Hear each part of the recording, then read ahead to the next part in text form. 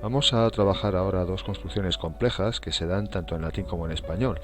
Se trata de estructuras en las que aparecen formas verbales no personales, es decir, que carecen de desinencia personal. En concreto, hablamos del infinitivo y del participio.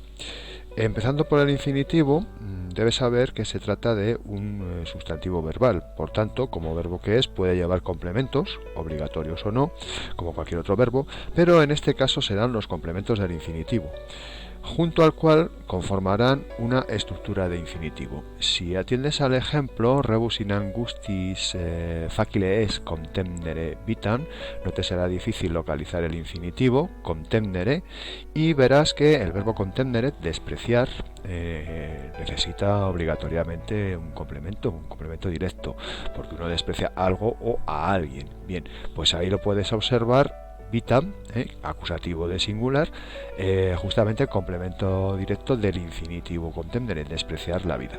Pues el infinitivo, juntamente con sus complementos, en este caso el complemento directo, conforman lo que llamamos una estructura de infinitivo.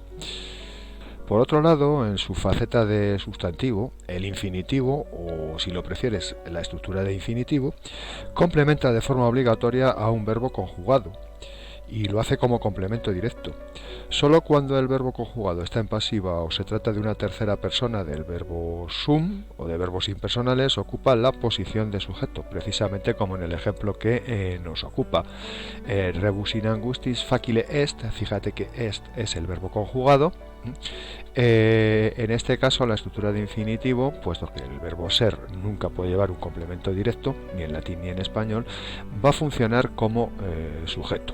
El atributo será facile y el propio verbo est en nuestra frase lleva su propio complemento circunstancial, que es rebus in angustis, en situaciones angustiosas. Fíjate ahora en este otro ejemplo, nubere Paula cupit nobis, donde tienes claramente identificables el infinitivo nubere, por un lado, que significa casarse, concretamente casarse la mujer, y el verbo cupit, que es el verbo conjugado, el verbo que tiene desinencia de persona. Bien,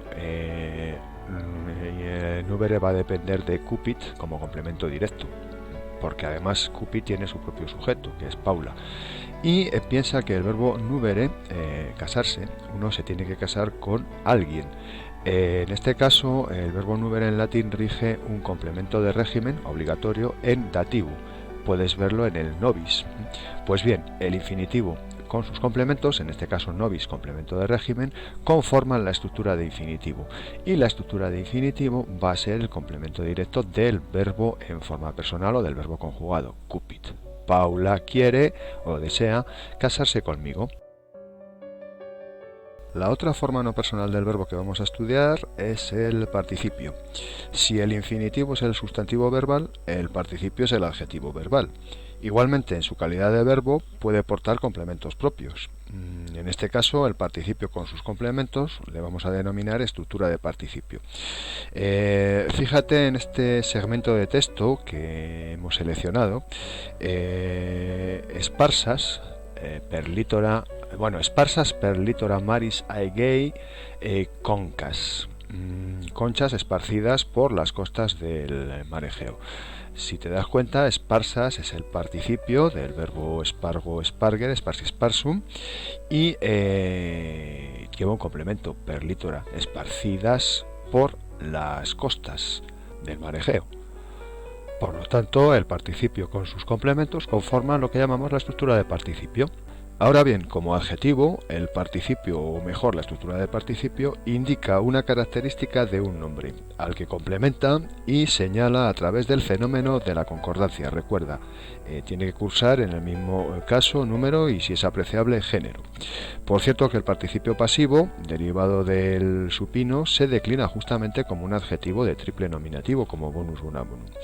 En nuestro ejemplo, esparsas per litora, sparsas señala a concas, nombre con el que concuerda en género o número y caso, es decir, es acusativo de plural. Conchas esparcidas por las costas del mar Egeo.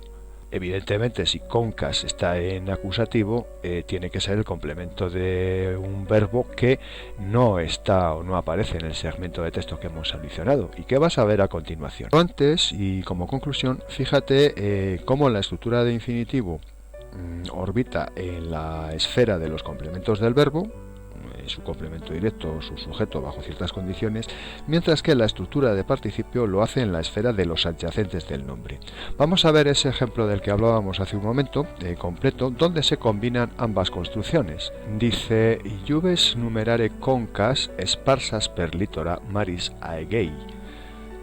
Mandas contar las conchas esparcidas por las costas del mar Egeo. Fíjate como el verbo conjugado es iuves, el verbo mandar, ordenar, del que va a depender como complemento directo la estructura de infinitivo numerare concas, contar las conchas, en la que concas es el complemento directo del infinitivo numerare y a su vez tiene un adyacente que es sparsas per litora maris Aegei, esparsas en concordancia con concas y con su propio complemento per litora maris Aegei, complemento circunstancial de participio esparsas.